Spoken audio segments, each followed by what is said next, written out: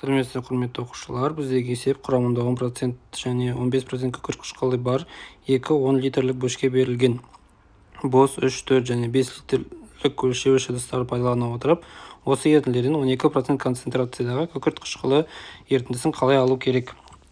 Енді бізде ізделінді ерітінді шығарып алу үшін бұл ерітінділердің әрқайсысын қандай қатынаста алу қажетін анықтайық.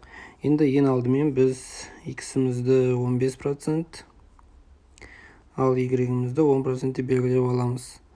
Енді осыдан біз 0,15x қосылған 0,1y тең 0,112 көбейтілген x қосылған y теңдеуін аламыз. Осы теңдеу арқылы біз x-тің y-ға қатынасы 2-ның 3-ке қатынасы тең екенін көреміз. Сөйтіп біз 15%-тік және 10%-тік ерітінділерді 2-де 3 қатынасында алуымыз қажет екенін көреміз. Енді бізде 3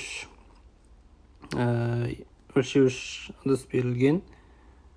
Олар сызып алайық. 3, 4 және 5 литр.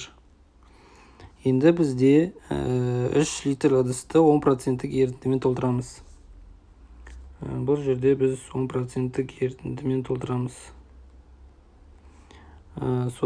Содан кейін оны 5 литрлік ыдысқа құйып, ал толмаған 2 литрді 15%-тік ерітіндіден құямыз. Яғни бізде мұнда 10%-тік және 15%-тік ерітінділер болады.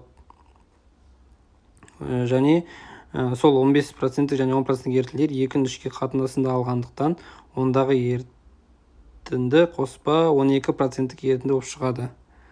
Онда 12% ерітінді болып шығады бізде. Осы ерітіндімен 4 литрлік ыдысты толтырамыз. 4 литр ыдысқа құямыз. Сонда 5 литрлік ыдыста 12%-тік ерітінді шығады. Сонымен есептің тұжырымы дәлелденді.